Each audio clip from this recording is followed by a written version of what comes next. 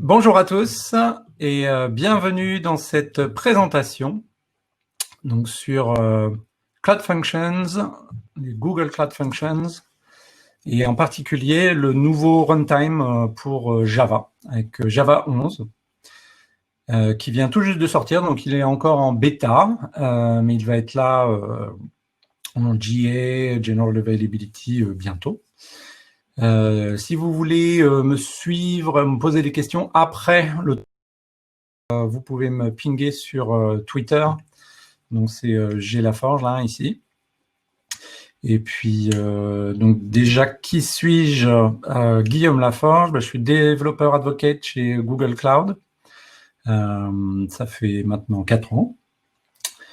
Je me focalise sur les solutions serverless de Google. Je ne sais pas si vous avez vu la présentation de Guillaume Blaquier tout à l'heure, il en a parlé déjà.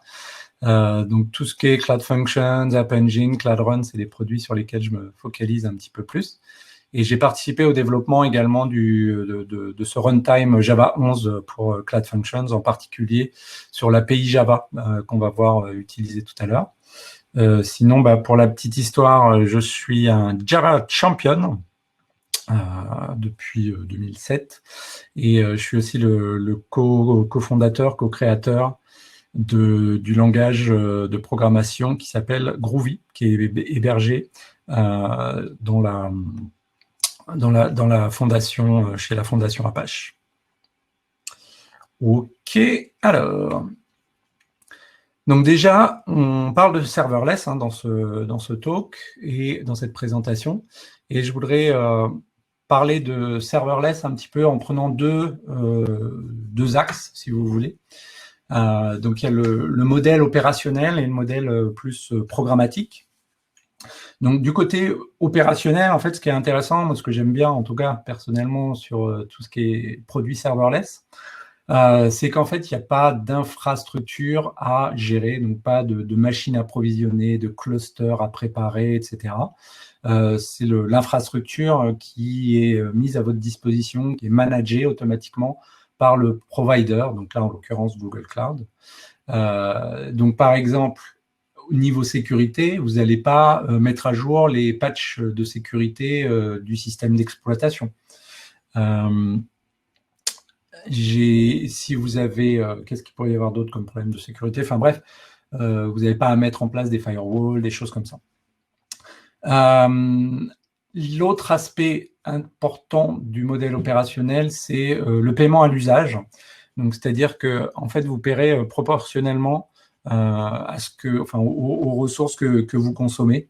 Donc, si personne n'appelle vos fonctions, vos apps, vos containers, etc., ça va vous coûter 0. Il n'y a pas de minimum particulier, quoi. Donc si vous voulez, si par exemple, on appelle 10 fois pendant 10 secondes vos fonctions et qu'après, on va les appeler 20 fois au total pendant 20 secondes, ça va vous coûter 2 fois plus cher. Mais s'il n'y a personne qui appelle, ça vous coûte 0. Donc ça, c'est plutôt cool. Le modèle de programmation maintenant. C'est vrai qu'avec l'approche serverless, du coup, on a plus fait une approche orientée service. Donc, on a tendance plus à faire des gros monolithes comme avant, des grosses VM qui font tout, etc. On propose plus des services, les développeurs créent plus des services plus simples, plus petits, focalisés sur une tâche. Et aussi, c'est plutôt une approche orientée événement, c'est-à-dire qu'on va réagir à des événements du cloud. Donc, par exemple, ça peut être quand même des appels synchrones HTTP, comme on va le voir avec les Cloud Functions, mais ça peut être aussi un nouveau fichier qui est stocké dans un bucket dans Cloud Storage, ça peut être un nouveau document ou une mise à jour d'un document dans la base de données Cloud Firestore, ça peut être des messages avec PubSub sur un topic particulier, etc. Donc c'est plus orienté événement, on réagit à des événements de manière synchrone avec HTTP ou asynchrone avec les événements du cloud. Il y a aussi les événements, les audit logs, events, c'est-à-dire qu'on peut définir aussi même des événements en fonction de ce qui s'est passé dans les logs de votre projet. Ensuite, dernière chose, l'ouverture de ce modèle de programmation-là, dans le sens où tous les, mais j'y reviendrai tout à l'heure, hein, mais les functions, enfin ces runtime pour Cloud Functions, ils sont basés sur un même contrat qui est l'approche des Functions Framework. Donc il y a un Functions Framework pour Go, Python, Java, Node, etc. Mais qui est en fait open source. Et ça va être important parce que c'est aussi ce qui va nous permettre d'avoir des fonctions qui vont être portables. Donc, aussi bien pour les faire tourner en local, ce qui est sympa pour la developer experience, ou déployer sur le cloud, ou même on-premise sur ses propres serveurs, ou pourquoi pas dans un autre cloud que celui de Google. Donc voilà, grosso modo, un peu les grands principes de serverless. Donc chez Google, chez Google Cloud, il y a vraiment 3 produits serverless: Cloud Functions, App Engine, Cloud Run. Cloud Functions, c'est celui sur lequel on va se focaliser aujourd'hui, qui est plus orienté événements, etc. On fait des petites fonctions, relativement petites, des petits services, plutôt que c'est pas des applications entières qu'on crée, hein. C'est vraiment des fonctions avec une tâche donnée bien précise. Donc, ce serait un peu un anti-pattern de faire une application entière dans une fonction. On a App Engine qui est le produit un peu plus historique, je dirais, ça fait 10 ans qu'il est là. À l'époque, on appelait ça plutôt plateforme as a service, mais il avait déjà les caractéristiques serverless que j'ai évoquées tout à l'heure. App Engine, lui, qui permet de déployer des applications entières qu'on peut découper en services malgré tout, hein, et qui est beaucoup utilisé, Guillaume l'avait dit tout à l'heure, par exemple par Snapchat ou autre. Donc c'est un truc qui scale super bien et qui existe dans plein de runtime différents et qui est utilisé pas mal pour tout ce qui est back-end d'API. Ça peut être un web front-end, vu qu'il y a du service statique, du CDN aussi automatique pour servir du contenu statique. Enfin, c'est vraiment un produit super sympa que j'aime beaucoup et que j'utilise depuis très longtemps. Et le petit dernier, c'est Cloud Run. Donc là, par contre, si ce que vous faites ne peut pas être une fonction, si c'est pas une app, en tout cas, si c'est pas un runtime qui est supporté par Cloud Functions et App Engine, mais en fait, vous pouvez containeriser quelque chose. Et c'est un container qu'on va déployer avec les mêmes caractéristiques serverless que les autres produits.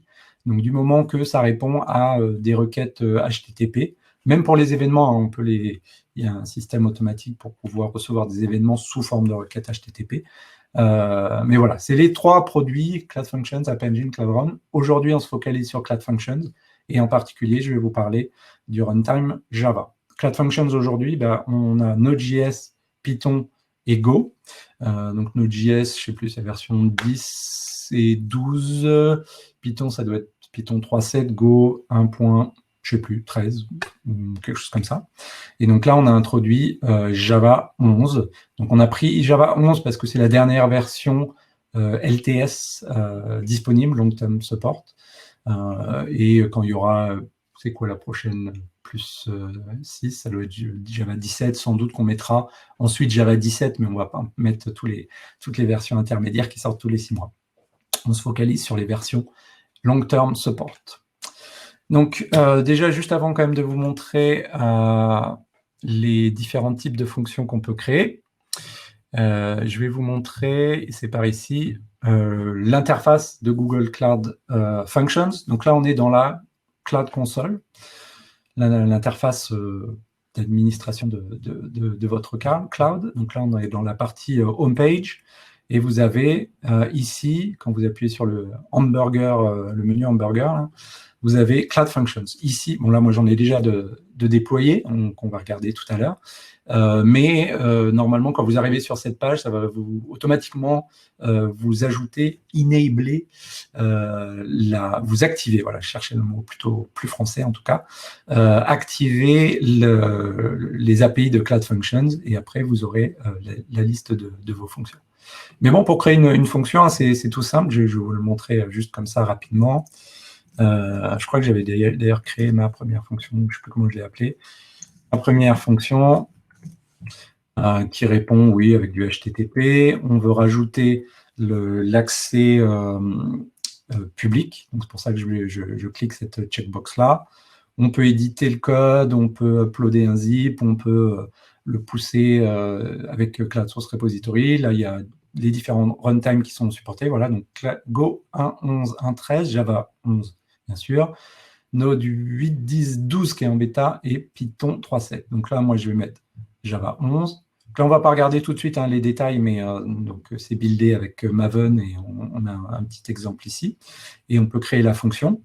On verra comment on peut déployer différentes fonctions, quels outils de build on peut utiliser, les frameworks, les langages qu'on peut utiliser, etc. Donc là, en tout cas, ce qui va se passer, c'est qu'on va déployer une première fonction. Et je voulais vous montrer aussi ici, pendant qu'elle est en train de se déployer, le déploiement, mais en général 2 minutes, suivant 1 ou 2 minutes, voire plus, si c'est une très très grosse fonction, 2 bonnes minutes. On a ici dans l'interface, bon là il n'y a pas de statistiques pour l'instant parce qu'évidemment on ne l'a pas encore déployé, mais on peut voir quelques statistiques sur l'utilisation de ces fonctions. Là par défaut elle est déployée dans la région US centrale, 256 MB de RAM, un timeout de 60 secondes. Ici on a le trigger, donc là le trigger c'est ce qui déclenche ma fonction. Donc là, c'est une fonction HTTP, donc elle a une URL qui vous est fournie automatiquement par la plateforme.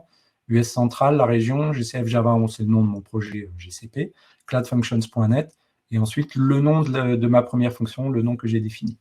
Là, ici, on peut revoir les sources, on peut les mettre en plus grand écran, les permissions, etc. Et là, on a aussi une section pour tester. Donc, je peux cliquer sur le petit bouton pour tester ma fonction, voilà, qui écrit simplement Hello World. Et le trigger, en fait, je peux appuyer là-dessus et automatiquement lancer une fenêtre et ça m'écrira mon petit Hello World.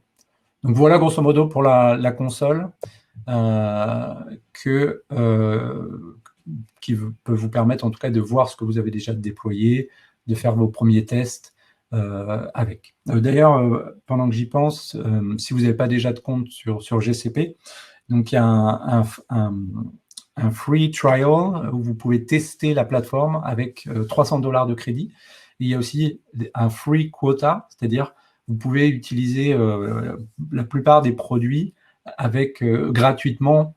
Par exemple, là, pour les Cloud Functions, je crois qu'on peut faire 2 millions d'invocations de Cloud Functions par mois gratuitement, sans même utiliser les $300 qui vous sont donnés quand vous créez un compte. Donc voilà, ma première fonction. On va revenir au slide ici. Alors, donc j'ai dit déjà, il y a deux grands types de fonctions, les fonctions HTTP.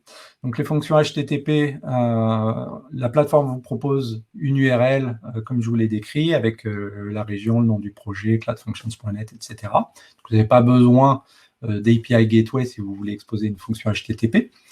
Ensuite, il y a toutes les méthodes, enfin, les méthodes principales sont supportées, les méthodes HTTP comme GET, POST, PUT, DELETE, OPTIONS. Par exemple, si vous faites du CORS, OPTIONS, c'est utile. Et puis après, quand votre fonction est invoquée, vous avez accès à cette requête et vous pouvez créer une réponse et du coup aussi avoir accès, aussi bien dans la requête que ce que vous allez mettre dans la réponse, au header, lire le body ou créer le body. Vous avez accès à un writer ou un stream pour écrire dessus. Vous pouvez définir le status code, le content type, etc. L'autre type de fonction, donc là, c'est les background functions. Elles se codent un petit peu différemment. Donc, c'est là où vous réagissez à des événements de votre infrastructure cloud, des nouveaux messages sur un topic PubSub, des nouveaux fichiers ou des fichiers mis à jour sur Cloud Storage, des mises à jour sur des documents Firestore, etc. et des audit logs, des événements audit log, si vous spécifiez vous-même vos propres événements à partir de ce qui se passe dans les logs de votre projet. Donc, regardons à quoi ressemble un petit peu notre Hello World. En fait, c'est très simple. Donc, vous allez implémenter l'HTTP function, l'interface HTTP function, qui vient de ce package-là, comme Google Cloud Functions, et qui vient en fait du Functions Framework. Mais on va y revenir au Functions Framework. Dans cette API, donc on a cette interface. Vous devez implémenter une seule méthode, c'est la méthode service. La méthode service, elle prend deux objets en entrée, la request et la response. Donc, la request, vous pourrez obtenir les headers, etc., les query parameters, etc. Et sur la response, vous pouvez récupérer un writer ou un stream pour écrire directement sur la réponse. Alors, je vais vous montrer un exemple par ici. Non, où elle est de l'autre côté, je crois que je l'ai mis. Donc, ma fonction, là, j'en ai fait une autre, un petit peu plus compliquée, mais pas beaucoup plus. Alors, je vais cacher ça pour que vous ayez... hop. Comment on cache le terminal? Je ne sais jamais, c'est pas grave. Hop. Donc là, j'ai fait une fonction qui a besoin d'une dépendance, là, sur l'API Commons Math, parce que c'est une fonction qui va me dire si un nombre est un nombre premier ou pas. Vous voyez que, par exemple, ici, je définis le status code. Bah, OK, la fonction répond avec un status code 200 parce que tout va bien. Si, par exemple, vous répondiez avec autre chose que 200, c'est-à-dire 400, 500, etc., potentiellement, il peut y avoir un retry qui est effectué sur votre fonction. Donc, si la fonction échoue, vous pouvez être rappelé avec le même... enfin, là, pas dans le cas HTTP, mais en tout cas, dans les fonctions background, vous pouvez être rappelé si la fonction a échoué. Vous pouvez définir le content type. Là, je récupère le writer. Je vais regarder dans les query parameters, les requêtes de mon URL, s'il y a un paramètre nombre. Ça me retourne un Java optional. Donc, je regarde si effectivement, il y a bien un nombre qui est présent. Ensuite, je peux parser ce nombre, parce que c'est une chaîne de caractères, je vais la parser pour obtenir un entier. Et là, je peux écrire, voilà, est-ce que ce nombre est premier? Oui ou non, là, ça m'écrira vrai ou faux. Si le nombre n'est pas bien formaté, j'aurai un message d'erreur. S'il n'y avait pas de nombre de défini, j'aurai une autre sorte de message d'erreur. Donc, par exemple, là, cette fonction, elle est déjà déployée. Donc, je vais fermer celle-là, je vais les rouvrir. Prime, elle est où? Bah oui, non, je l'ai appelé Hello Java, j'aurais dû l'appeler Prime Function ou quelque chose comme ça. Trigger, elle est ici. Si je l'appelle, please provide a number. OK, je vais donner un nombre. Number, je vais mettre égal ça. C'est pas un nombre valide. On va mettre 1, 2, 3, 4. OK. 1, 2, 3, 4, qu'est-ce qu'il va me dire? Alors, l'appel est un peu plus long, tiens, je ne sais pas pourquoi, il n'y a pas de raison. Ou alors, on va mettre 17. Et, 17, par contre, lui, c'est bien un nombre premier. OK. Et en fait, donc cette fonction-là, on a écrit ce code-là, et en fait, j'ai aussi écrit, mais on y reviendra un petit peu plus en détail tout à l'heure, j'ai écrit un build avec Maven, mais aussi on peut quand même builder avec Gradle, mais je vais y revenir tout à l'heure. Hop, je reviens par ici. Donc, ça, c'est une fonction HTTP, mais on a aussi les background functions qui réagissent à des événements de manière plutôt asynchrone. En fait, il y a deux sous-types de background functions. Donc, on a la première background function qui prend en fait, qui est, comment on pourrait dire, générifiée dans le sens où elle est, paramétrée, c'est peut-être le terme plus exact. Background function, cette interface-là est générifiée par une autre classe. Donc là, c'est une classe, c'est mon message PubSub à moi, ici. Et en fait, donc il y a les données, des attributs, l'idée du message, l'heure de publication, etc. Et en fait, cet objet-là, en fait, c'est automatiquement unmarshallé de l'événement qui, en fait, arrive sous format JSON, mais le Functions Framework s'occupe du marshalling, unmarshalling automatiquement. Du coup, moi, ce que je reçois dans ma méthode accept, là, c'est une méthode accept qu'il faut implémenter. Donc, il y a un type générique T. Ici, pour moi, c'est PubSub message. Mais j'ai aussi un objet de type, un paramètre de type contexte qui me donne des informations particulières.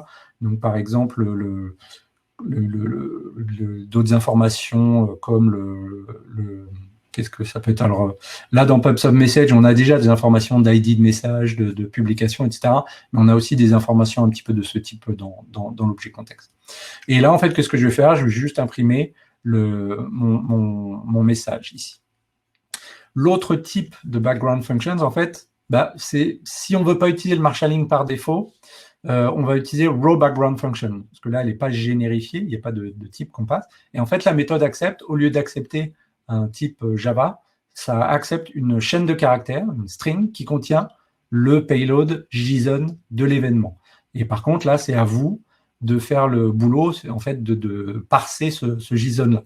Donc, d'utiliser pourquoi pas la librairie JSON, mais vous pouvez utiliser Jackson ou n'importe quoi. Je vais vous remontrer un exemple de background functions. Donc, par exemple, là, au lieu de faire pub/sub, donc là, en fait, j'en ai fait deux. J'en ai fait une où je récupère directement l'objet JSON, donc sous forme de string, mais j'en ai fait aussi une autre ici où j'utilise l'événement GCS Event, donc c'est un événement pour Cloud Storage. En fait, l'événement en JSON, si on le regardait, il y a plein d'autres attributs. Mais dans le marshalling, moi, je peux mettre juste ce qui m'intéresse, bucket, et par exemple, le nom du fichier qui est mis à jour. Donc, j'ai déjà déployé cette fonction-là. Donc, si je vais ici, je l'ai mise où? New Picture Function. New Picture Function, donc quand on regarde par exemple le trigger, là ça me dit cette fois-ci, vu que ce n'est pas une fonction HTTP, il me dit ah bah tiens, c'est dans le bucket, dans ce bucket-là qu'on va réagir à des événements. Et moi, dans le code de ma fonction, en fait, j'imprime dans les logs au final le nom du fichier.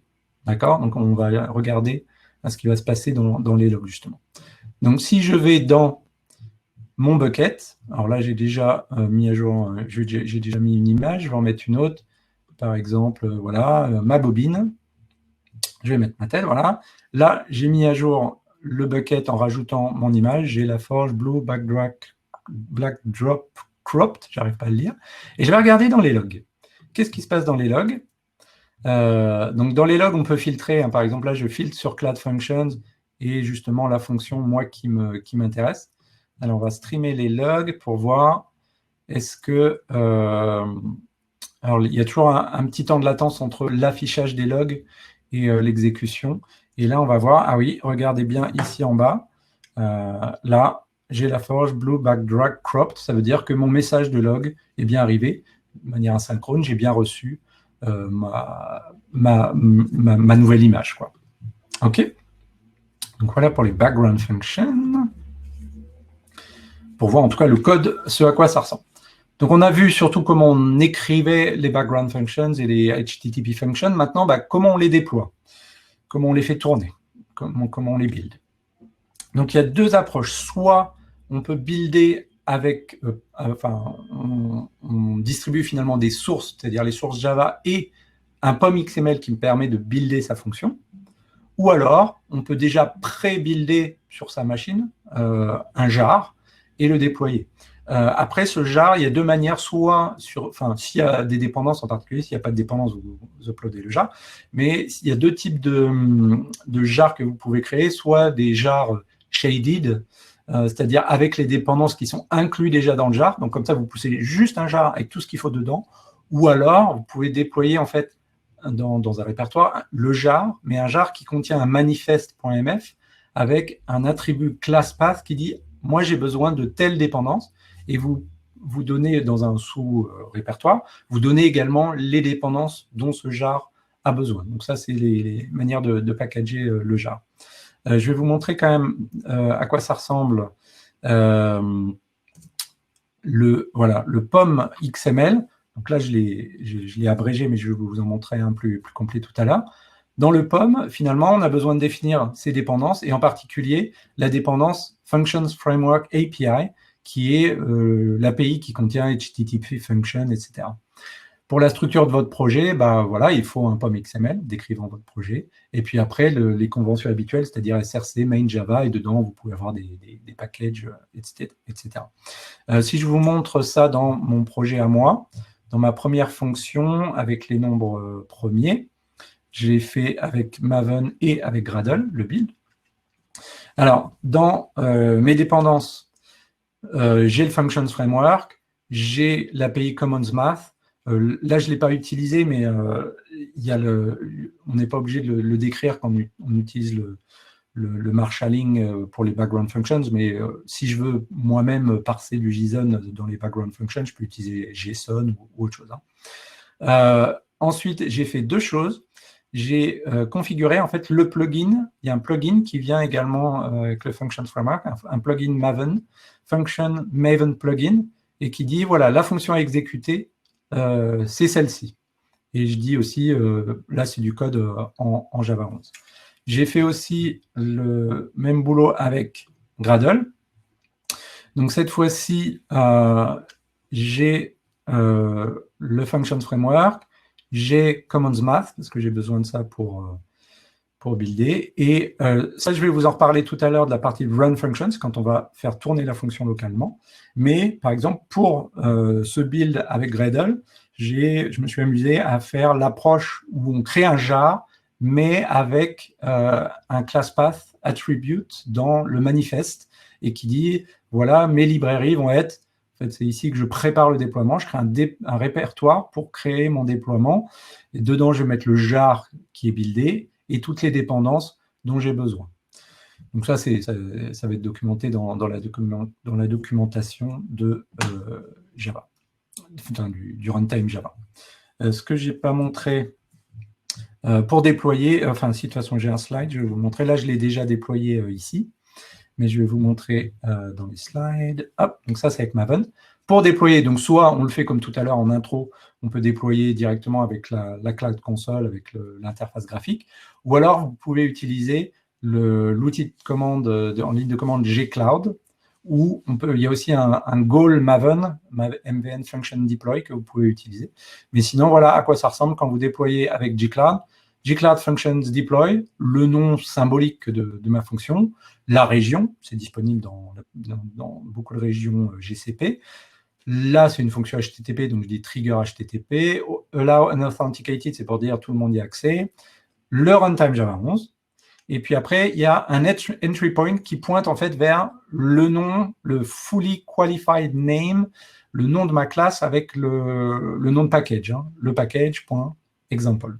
Et on a 512 mégas de mémoire RAM. On peut spécifier 256, 512 jusqu'à 2 gigas. Et peut-être bientôt 4 gigas. Donc voilà pour le déploiement. Donc le déploiement, c'est une chose, mais quand vous développez vos fonctions, c'est quand même sympa si on n'a pas à déployer à chaque fois sa fonction, mais on peut faire tourner sa fonction localement. C'est grâce en fait au Functions Framework, qui est un contrat entre tous les runtime sur Cloud Functions. Donc il y en a un pour Go, pour Python, etc., et un pour Java. Et ce Functions Framework, il propose l'API qu'on a utilisé quand on développe ces fonctions, mais il propose également l'invoqueur. En fait, vos fonctions dans le cloud, mais localement sur votre machine ou ailleurs, on-premises, sur un autre serveur, chez un autre cloud provider, il y a un invoqueur qui invoque le code de votre fonction.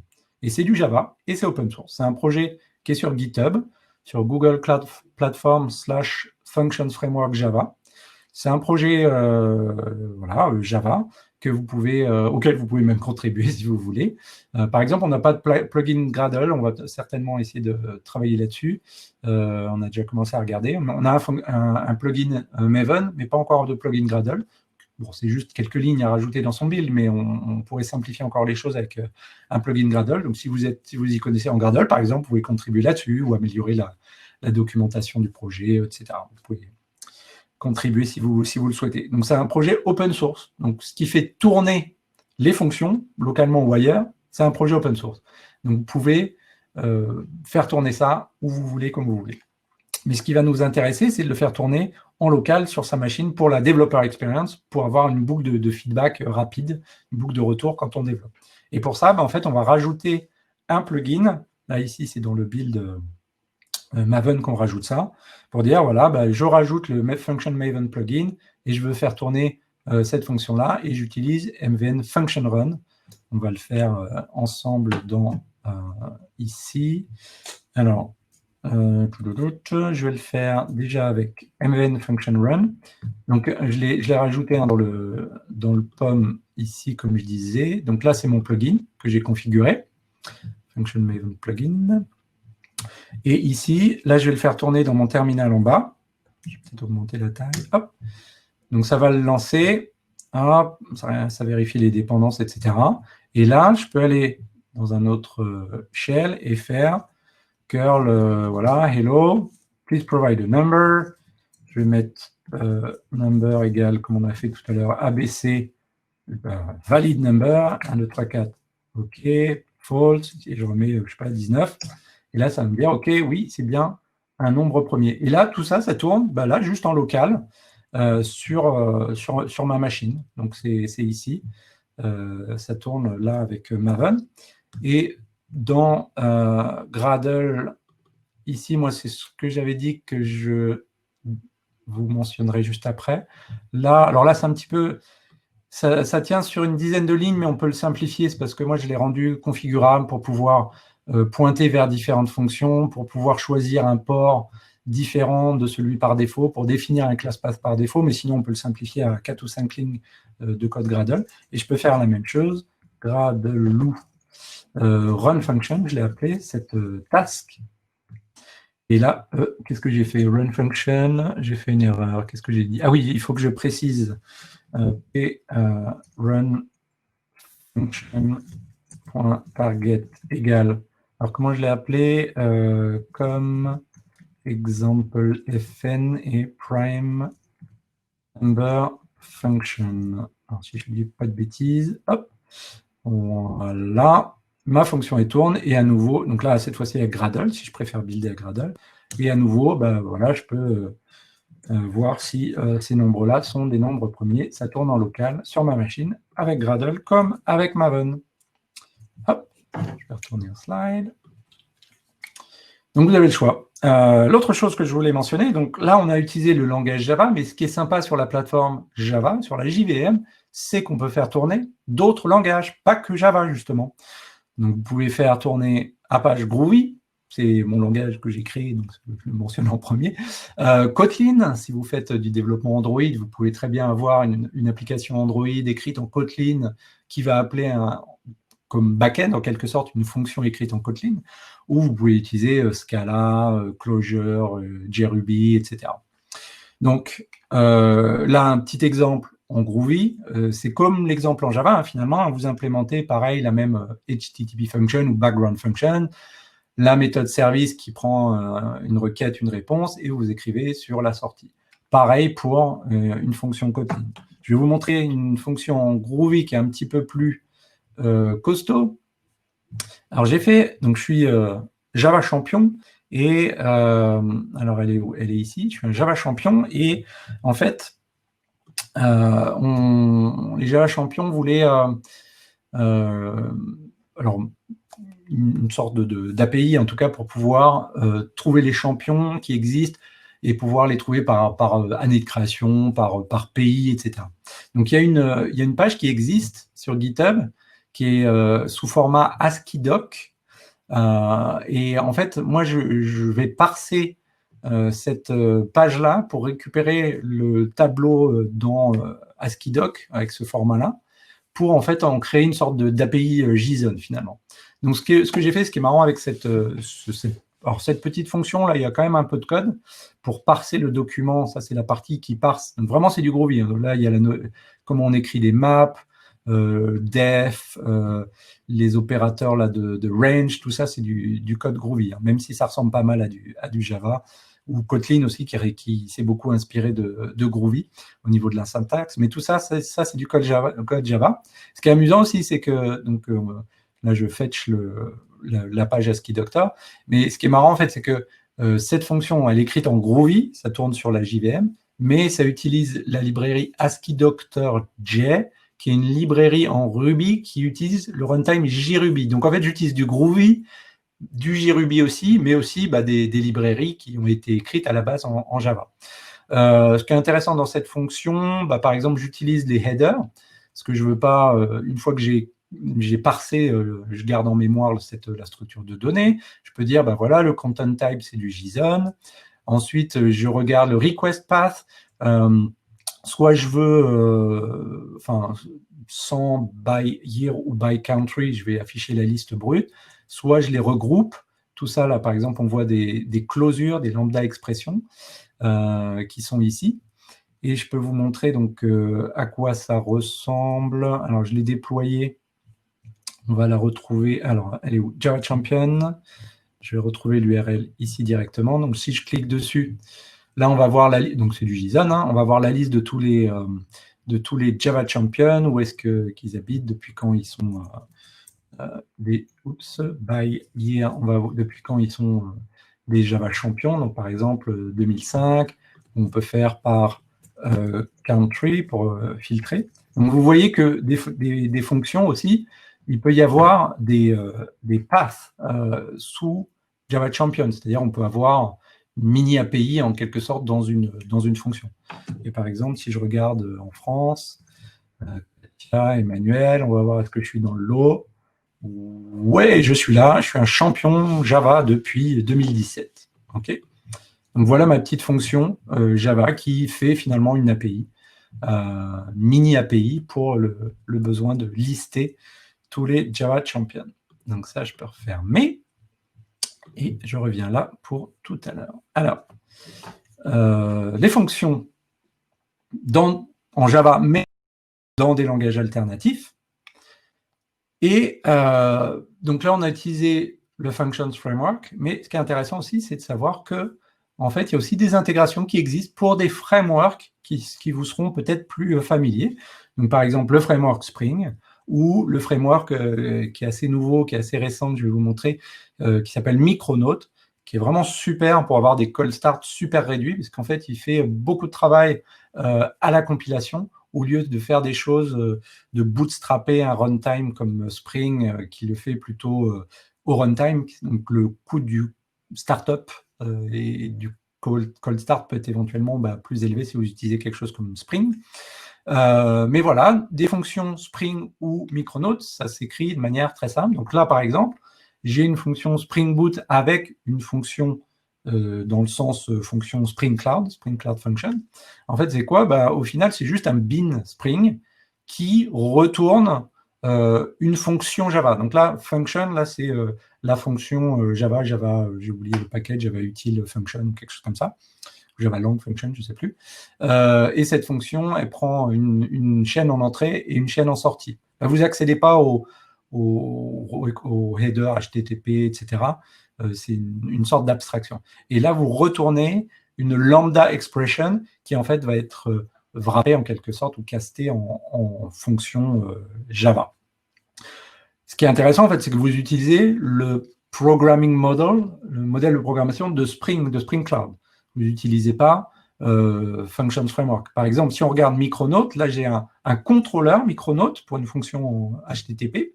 En fait, c'est quoi? Je dis juste c'est un contrôleur, ok, /hello, qui prend un path parameter name et je retourne ma chaîne de caractères. Là, on programme vraiment, donc ça améliore encore la portabilité parce qu'on programme avec le modèle de programmation du framework. Donc là, ce contrôleur Micronaut là, il tourne sous forme de fonction Micronaut et tourne également sur Cloud Functions, mais on peut faire tourner ce contrôleur-là ailleurs dans une web app Micronaut. Il n'y a aucun souci.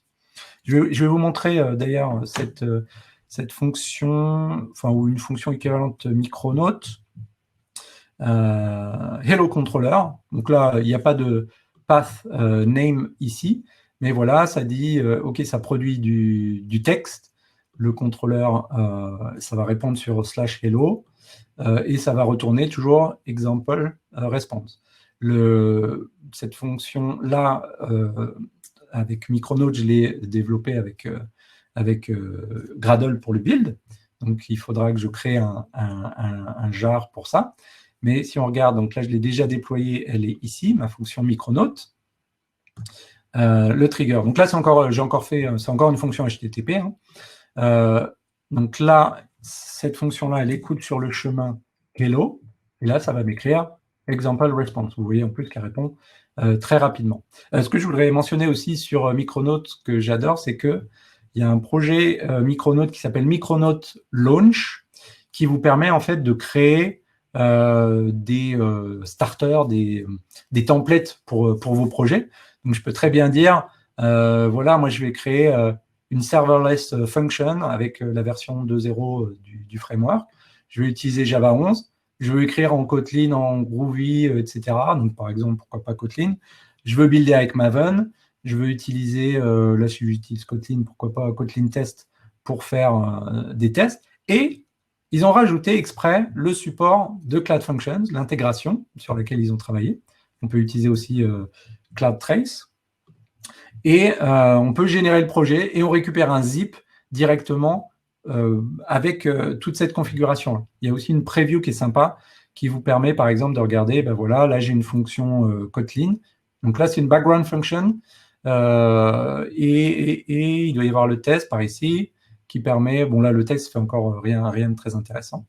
Et on utilise Maven. Donc Maven, vous verrez que donc il va utiliser Java 11, il va utiliser le Function Framework API ici, l'intégration GCP Function de Micronaut. Et voilà, vous avez un projet, vous n'avez plus qu'à taper MVN Function Deploy ou utiliser la ligne de commande GCP pour déployer facilement vos premières fonctions utilisant le framework Micronaut. Donc c'est plutôt sympathique. Voilà, Micronaut. Donc en résumé, c'est le nouveau runtime Java 11 pour Cloud Functions qui vous permet d'écrire des fonctions HTTP ou des fonctions background pour réagir à toutes sortes d'événements. PubSub, Cloud Storage, Firestore, Audit Logs, etc. Le Functions Framework, en tout cas, permet d'apporter une developer experience qui est sympa parce qu'on peut faire tourner ces fonctions locales, les faire tourner ailleurs sur d'autres clouds ou sur d'autres serveurs, etc. C'est le même code qui fait tourner ces fonctions-là dans le runtime GCF, Google Cloud Functions, dans le cloud de Google. Donc c'est open source aussi, donc ça c'est bien. Et ça augmente la portabilité de vos fonctions, vous n'êtes pas loqué à l'utilisation de Cloud Functions. Vous pouvez utiliser également d'autres langages supportés par la JVM, Groovy, Kotlin, Scala, etc. Et vous avez certains frameworks, et il y en a d'autres qui arrivent. Par exemple, je sais que Quarkus de Red Hat travaille aussi sur une intégration pour Cloud Functions. Là, aujourd'hui, en tout cas, de disponible, il y a Spring Cloud et Micronaut qui proposent d'utiliser le modèle de programmation de Spring, de Micronaut directement, plutôt que d'utiliser le Functions Framework directement, en fait. Voilà pour cette présentation. Alors maintenant, je vais arrêter le partage d'écran et je vais regarder si vous avez des questions. Alors, qu'est-ce qu'on a ouais, la solution Micronaut est super élégante. Ouais, je trouve ça assez sympa. Surtout avec leur interface là, launch qui me permet de créer facilement de bootstrapper facilement son projet. Donc ça, c'est super, super pratique. Qu'est-ce que j'ai d'autre? Bonjour, comment gérer le versionning des GCF et comment l'intégrer dans un process de développement? Version en prod, version en validation, version en cours de développement. Ouais, c'est une bonne question, ça. Sur le versionning, donc contrairement à App Engine ou Cloud Run où on peut créer différentes versions, c'est vrai qu'il n'y a pas vraiment de versionning sur Cloud Functions. Donc l'idée, soit ça peut être de se faire différents projets GCP, différents projets Google Cloud, avec des environnements équivalents. Ça peut être de déployer les mêmes fonctions, mais avec les mêmes triggers, etc., mais les déployer en double, et avec une convention de nommage. C'est vrai qu'aujourd'hui, il n'y a pas de versionning intégré, en tout cas, à Cloud Functions, même si ça pourrait être un truc sympa, effectivement, à rajouter. Est-ce que vous avez d'autres questions? De rien, Anthony. En tout cas, si vous avez d'autres questions après, là, je vous remets mon handle Twitter. Vous pouvez me pinguer sur GLaforge sur Twitter. Et ça, vous pouvez aussi me pinguer sur Gmail ou google.com. Pour mon email, c'est le même. Je mets GLaforge tout le temps, partout. Donc GLaforge à Gmail, à google.com, pardon. N'hésitez pas.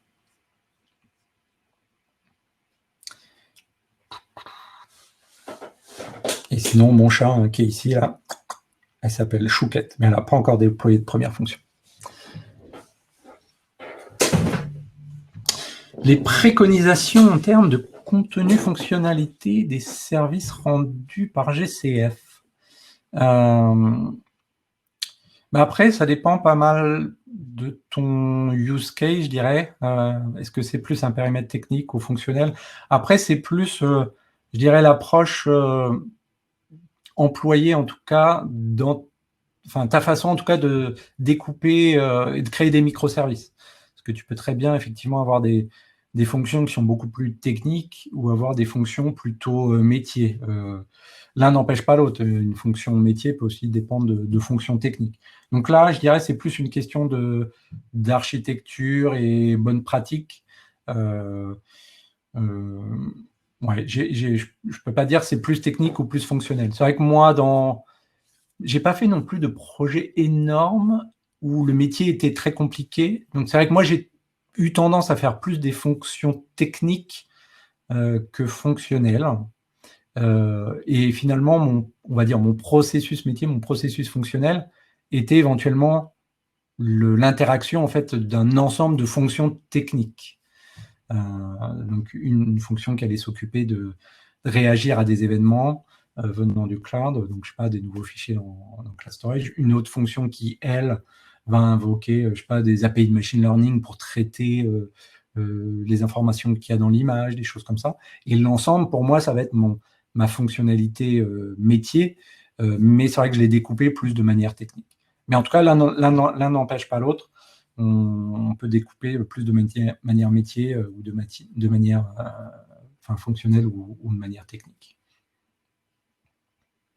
J'espère que ça répond à ta question, Anthony.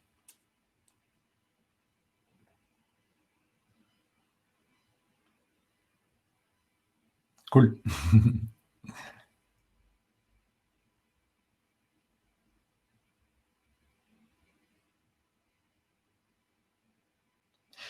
Et donc, en tout cas, ouais, si vous voulez, j'aurais pu mettre un call to action, comme on dit. Donc, si vous voulez tester Cloud Functions, vous pouvez aller sur cloud.google.com et après, vous suivez les liens sur... il y a même cloud.google.com/functions et c'est là que vous en apprendrez plus sur la documentation, les use cases. On a différents dans la documentation. Je sais qu'on a, c'est la question fonctionnelle je crois qu'on a des diagrammes qui montrent un petit peu les use cases, le type de use case pour lesquels on va utiliser des exemples, en tout cas de use case, comment utiliser les fonctions. Pour faire... Donc là, c'est finalement d'ailleurs plus des use cases techniques, je dirais. Real-time streaming, des assistants virtuels, des choses comme ça. Et il y a des tutoriels à chaque fois pour ça. Ah oui, par contre, je montrais pas je partageais plus mon écran, désolé. Donc ouais, Cloud Google.com Function. Je mets le lien dans le chat.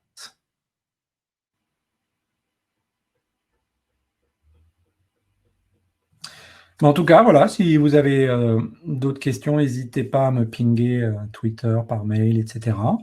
Merci encore pour votre attention. J'espère que vous allez bien vous amuser dans cette conférence Cloud West. Et je remercie encore les organisateurs de m'avoir invité à présenter Cloud Functions. Je suis très, très content d'avoir pu participer. Et bonne continuation à tous. Et à très bientôt.